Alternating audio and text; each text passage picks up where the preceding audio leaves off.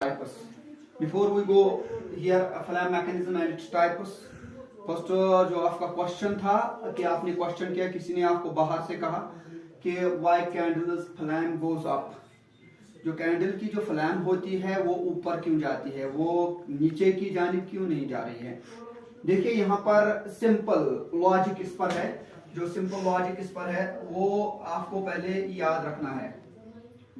Simple logic जो इसका है, whenever you burn candle, कभी कभार आप जब भी कभी आप कैंडल को बर्न करोगे, that very time cold molecule जो होते हैं,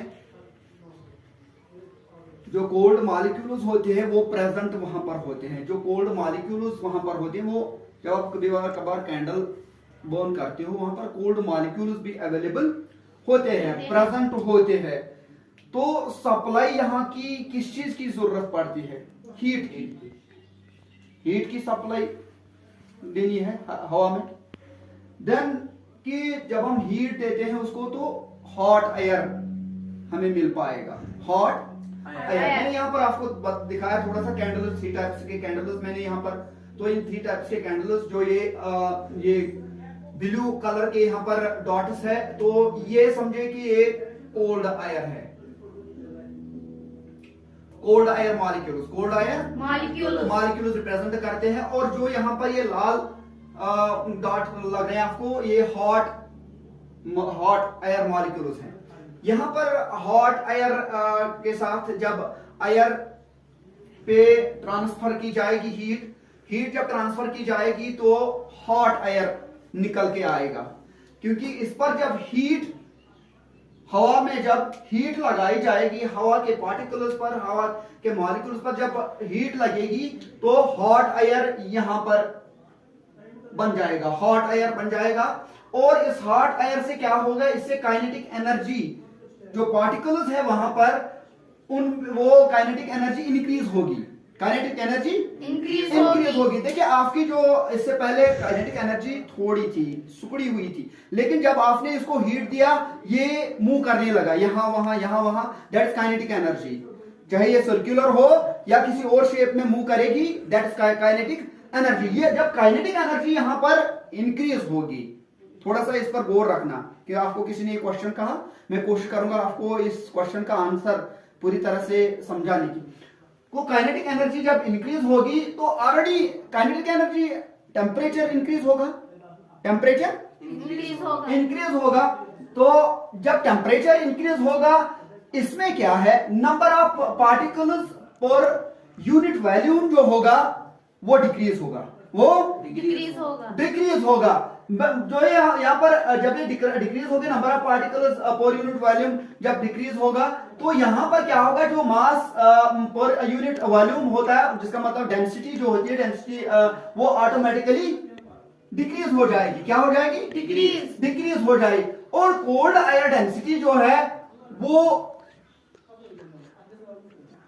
वो ज्यादा, जो कोल्ड एयर डेंसिटी है, वो जो कोल्ड एयर है उसमें ज्यादा डेंसिटी है, इसमें ज्यादा डेंसिटी है। और हॉट एयर जो है, जो हॉट एयर है उसमें कम डेंसिटी है। यही लॉजिक है कि यहां पर सिंपल लॉजिक इसी में है कि जो कोल्ड एयर है, तो कोल्ड एयर के मॉलिक्यूल्स है वो नीचे की जानिब जा रहे हैं, और हॉट एयर के जो मॉलिक्यूल्स है वो ऊपर की जानिब जा रहे हैं, due to low density, due to low density. इसीलिए यहां पर जो फ्लैम है, जो कैंडल की फ्लैम है वो ऊपर की जानिब जा रही है। आपको अंडरस्टैंड हुआ थोड़ा सा? Yes sir. मुझे लग रहा है कि शायद आपको अंडरस्टैंड हो चुका होगा। और एक चीज यहाँ पर, एक फ्लैम यहाँ पर हम रखेंगे। देखिए एक फ्लैम है, समझो ये एक फ्लैम है, तो यहाँ पर क्या होता है, इस फ्लैम में थोड़ा समझने की कोशिश करना, क्योंकि इस फ्लैम में क्या है, यहां से जो हॉट एयर ऊपर की जानिब जा रहा है, हॉट एयर मॉलिक्यूल्स ऊपर की जानिब जा रहे हैं, तो ऐसे मैंने इसको रिप्रेजेंट किया, ठीक है। yes, और नीचे से क्या है, कोल्ड एयर मॉलिक्यूल्स यहां से आ रहे हैं, कोल्ड एयर मॉलिक्यूल। बाहर क्या है, हाई प्रेशर, अंदर क्या है, लो प्रेशर है। यहाँ पर बाहर हाई प्रेशर, अंदर लो प्रेशर है। और इस बाहर और अंदर वाले हाई एंड लो प्रेशर की वजह से ये यहां पर जाते हैं, फिर यहां पर ठंड होते हैं, फिर नीचे आ जाते हैं, और फिर ऐसे ही ये एक साइकिल बनाते हैं। जो मॉलिक्यूल्स ऊपर जाते हैं वही नीचे आते हैं, जो ऊपर जाते हैं वही मॉलिक्यूल्स नीचे आते हैं। दैट मीन्स कि इस साइकिल को आपके केमिस्ट्री में इस साइकिल को कन्वेक्शन करंट्स कहते हैं। क्या कहते हैं? Convection currents. Convection currents, convection currents इनको कहते हैं। इस साइकिल को कन्वेक्शन करंट्स आपके केमिस्ट्री में कहते हैं। तो यहां पर आपने देखा जब इसमें हीट लगी तो इसीलिए यहां पर तीसरी जो यहां पर मैंने तीसरी फिगर दिखाई, तो इसीलिए इसकी फ्लैम ऊपर की जानिब जा रही है, क्योंकि ऑटोमेटिकली इसके डेंसिटी क्या है, हॉट एयर मॉलिक्यूल्स की डेंसिटी क्या है, लो, और कोल्ड एयर की डेंसिटी क्या है, हाई।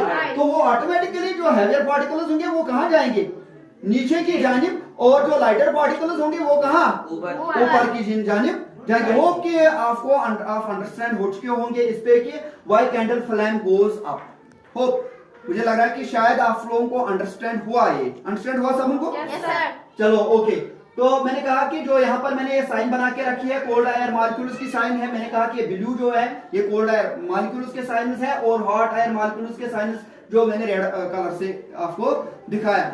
याद हर वक्त ये रखना कि हवा में जब हीट ट्रांसफर की जाएगी तो वो हॉट एयर बन जाता है। हॉट एयर में थोड़ा यहाँ जल्दी में शॉर्ट करके मैं बता रहा हूं आपको ये, क्योंकि हॉट एयर में जब हॉट एयर के मॉलिक्यूल जो होते हैं वो लाइटर होते हैं, वो ज्यादा भारी नहीं होते हैं, वो लो डेंसिटी के होते हैं, और जो कोल्ड एयर के मॉलिक्यूल्स होते पार्टिकल्स होते हैं वो हाई डेंसिटी के मॉलिक्यूल्स होते हैं। तो ऑटोमेटिकली जो कम डेंसिटी के मॉलिक्यूल्स हैं वो ऊपर की जानिब जाएंगे, और जो हाई डेंसिटी के मॉलिक्यूल्स हैं वो नीचे की जानिब जाएंगे। तो यही प्रोसेस यहाँ पर है, यही लॉजिक है यहाँ पर। इसलिए ये हॉट एयर मॉलिक्यूल, इसलिए फ्लेम हर वक्त ऊपर की जानिब जा रही है, और जो उसके इर्द गिर्द जो कोल्ड एयर मॉलिक्यूल्स है वो भारी है, वो नीचे रहते हैं, और हॉट एयर मॉलिक्यूल्स ऊपर की जानिब जा रहे हैं। फिर वो किसी सतह पे पहुंचकर फिर से वो ठंड हो जाते हैं, और फिर से एक साइकिल बन जाता है। इस साइकिल को हम अपने केमिस्ट्री में, आपके केमिस्ट्री में कहते हैं convection currents. Convection currents. I think ये एनफ है आपको समझने के लिए। हमने आपको दिखाया है outer zone of complete combustion, middle zone of partial combustion, innermost zone unburned wax. But first of all इस सब में अगर देखा जाए तो हम पहले कैंडल लेते हैं। कैंडल किस चीज की बनी हुई थी? वैक्स की। वैक्स की जो पैराफिन वैक्स होती है उसी की बनी हुई होती है जो कैंडल आपके पास है। आफ्टर दैट जब वैक्स में हीट दी जाए, क्योंकि ये इसकी लीक है, ठीक है, तो जब इसको हीट दी जाएगी तो ऑटोमेटिकली जो यहाँ पर ये वैक्स है ये मेल्ट हो जाएगा। अब हो जाएगा कि नहीं? किसी भी चीज को हीट दीजिए तो वो ऑटोमेटिकली मेल्ट हो जाता है, और जब ये मेल्ट होगा तो वैक्स का क्या होगा? It rise up. वैक्स ऊपर की जानिब जाएगा। हमने इसको हीट दी, ये मेल्ट हो गया। अब वैक्स ऊपर की जानिब जाएगा, क्योंकि वेपर शक्ल में अब है तो ये अब ऊपर की जानिब जाएगा, राइज अप। ये ऊपर की जानिब जाएगा, और इस ऊपर जाने के लिए की जो अब इस वैक्स ऊपर की जानिब जा रहा है, इस ऊपर जाने को हम कहते हैं capillary action. Due to capillary action ये राइज होगा ऊपर की जानिब। आप कहोगे सर ये कैपिलरी एक्शन है क्या?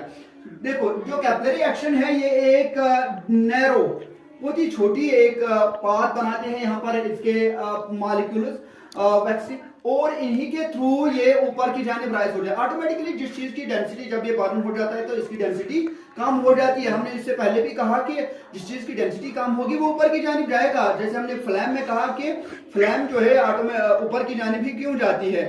जब कोई चीज जलाई जाती है तो उसमें फ्लैम ऊपर की जानिब। यहाँ पर भी वही मेथड है, क्योंकि ड्यू टू नैरो पाथ जो इसकी है, ड्यू टू कैपिलरी एक्शन, ये नैरो पाथ है इसकी, और फ्लूइड जो है ये ऑलरेडी ये fluid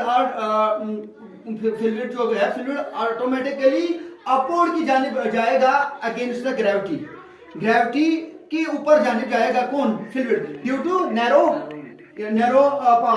path, due to capillary action. और ये नैरो पार्ट जो है आपने शायद पढ़ा होगा, जो प्लांट किंगडम में आपने पढ़ा होगा, वहां पर प्लांट किंगडम में हमने यही कैपिलरी एक्शन शायद बताई है कि ये कैपिलरी एक्शन जो है, इसी कैपिलरी एक्शन की वजह से ही वाटर जो है रूट्स से प्लांट की जानिब ऊपर जाता है, कैपिलरी एक्शन की वजह से। शायद थोड़ा सा इससे आपको ध्यान आ चुका होगा कि हम क्या कह रहे हैं यहाँ पर। आफ्टर दैट यहाँ पर मैं कह रहा हूं कि जब ये चीजें होती है तो ये ऊपर की जानिब जाता है। तो यहाँ पर क्या होता है, मुझे ये याद रखना, क्योंकि यहाँ पर जो ये नीला एरिया है, ये वाला एरिया है, तो इसको outer zone of complete combustion क्यों कहा जा रहा है? क्योंकि इसमें केमिकल रिएक्शन हो जाती है। क्या हो जाती है? केमिकल रिएक्शन हो जाती है। इसमें हाइड्रोकार्बन प्लस ऑक्सीजन, जब हाइड्रोकार्बन प्लस ऑक्सीजन में रिएक्शन हो जाती है, कंबशन हो जाती है, देन कार्बन डाइऑक्साइड निकल के आ जाता है, water and heat plus light energy. Light energy जो यहां पर निकल कर आ जाती है वो ब्लू कलर की हो जाती है। किस कलर की? ब्लू कलर की। और इस कंबशन को कहते हैं complete combustion. Complete combustion takes place here. यहां पर फर्स्ट जोन जो आउटर जोन है इसका, इसमें कंप्लीट कंबशन हो जाती है। कंप्लीट कंबशन का मतलब क्या है? इसमें सारे कार्बन कंप्लीटली बर्न हो जाते हैं, सारे कार्बन कंप्लीटली बर्न हो जाते हैं। और इससे क्या हो जाता है ये याद रखना है। यहां पर जो यहां पर हमने कहा कि जब ऑक्सीजन की सप्लाई आपके पास अच्छी तरह की ऑक्सीजन की सप्लाई होगी, क्यों ये पूरे सभी जल जाते हैं? बिकॉज ऑफ जो हमारे पास ऑक्सीजन की सप्लाई अच्छी है, सफिशिएंट ऑक्सीजन सप्लाई यहां पर हमें मिल रही है आउटर जोन में, इसीलिए ये सारे कार्बन वहां पर बर्न हो जाते हैं।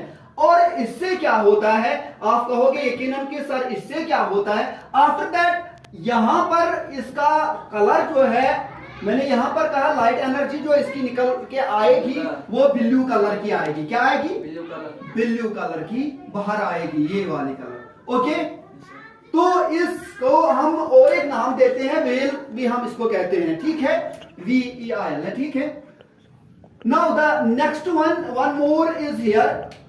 यहां पर और एक है middle zone of partial combustion. यहां पर पार्शियल कंबशन क्यों हो जाती है ये भी आपको देखना है। हाइड्रोकार्बन, जब यहां पर भी हाइड्रोकार्बन प्लस ऑक्सीजन इनकी रिएक्शन हो जाएगी तो यहां पर carbon dioxide plus water plus carbon निकल के बाहर आएगा, कार्बन निकल के बाहर आएगा। दैट मीन्स कि यहां पर जो कार्बन है, कार्बन जो है वैक्स ऑलरेडी यहां पर जब इस पर क्या लगेगी, इस पर हीट लगेगी तो वैक्स मेल्ट हो जाएगा। तो जब वैक्स मेल्ट हो जाएगा तो ये बर्न होना शुरू हो जाएगा। लेकिन कुछ कार्बन यहां पर अनबर्न रहेंगे, अनबर्न कार्बन रहेंगे। और इन ये अनबर्न कार्बन जो है ये हॉट हो जाएंगे, गर्म हो जाएंगे, ज्यादा गर्म हो जाएंगे। और इनका जो वहां से कलर निकल कर आएगा वो ग्लो होगा, वो चमकीला होगा, येलो कलर का होगा। और इसको हम एंसन डिस्टेंस भी कहते हैं। और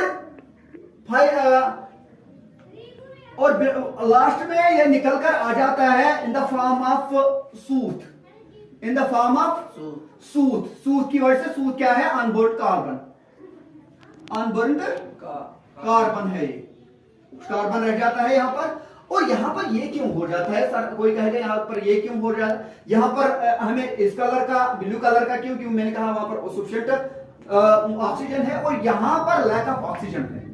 जो पार्शियल कंबशन जहां पर हो रही है वहां पर लैक ऑफ ऑक्सीजन है, क्योंकि ये जितना आप अंदर जाओगे उतनी ऑक्सीजन की कमी होगी, उतना ऑक्सीजन कम हो जाएगा वहां पर इस फ्लेम में। और आफ्टर दैट इसमें और एक आता है inner most zone of unburned wax. Inner most zone जो है इसका, यहां पर जो ये वैक्स है, यहां पर जो वैक्स है, ये यहां पर नो कंबशन टेक्स प्लेस, यहां पर कंबशन नहीं होती है। हम इसको यहां पर ये भी कहेंगे, we can say dark zone. क्या कहेंगे? Dark zone. और आप इसको ब्लैक भी कहते, ब्लैक जोन भी कहते हो। तो I think it was all about zone of candle flame. I think it was all about zones of candle flame. तो आपने आप अंडरस्टैंड किया होगा इस पे कि इस पे कौन सी एक्शन हो जाती है, किस केमिकल्स क्या हो जाती है और रेजिड्यू क्या प्रोडक्ट्स क्या निकलते हैं। जैसे फर्स्ट में हमने देखा हाइड्रोकार्बन जब रिएक्शन करेंगे ऑक्सीजन के साथ, वहां पर carbon dioxide plus water plus heat plus light energy निकलकर सामने आएगी, वही ब्लू लाइट एनर्जी जो है वो ब्लू कलर दिखाएगी और वहां पर कंप्लीट कंबशन हो जाती है क्योंकि वहां पर सफिशिएंट ऑक्सीजन है। और फिर जब दूसरे में क्या हो जाएगी, प्रोडक्ट क्या निकलेगा, वहां पर carbon dioxide plus water plus carbon, कुछ कार्बन अनबर्न्ड वहां पर रहेगा और वहां पर जो कुछ कार्बन अनबर्न्ड रहेगा ड्यू टू, क्योंकि यहां पर लैक ऑफ ऑक्सीजन होती है, लैक ऑफ ऑक्सीजन, उसको हम अनबर्न्ड कार्बन को सूट भी कहते हैं। और यहां पर हम ये भी कहेंगे उसका जो कलर निकल के ग्लो आ जाता है, येलो कलर का आ जाता है। और लास्ट में हम यही कहेंगे कि जो इसका इनर मोस्ट जोन है अनबर्न्ड वैक्स यहां पर रह जाती है, ये जिसको हम डार्क जोन भी कहते हैं। और ये इसमें कंबशन नहीं हो जाती है, इसमें कंबशन नहीं हो जाती, we can say it dark zone. Hope कि आपने अंडरस्टैंड किया होगा। थैंक्स।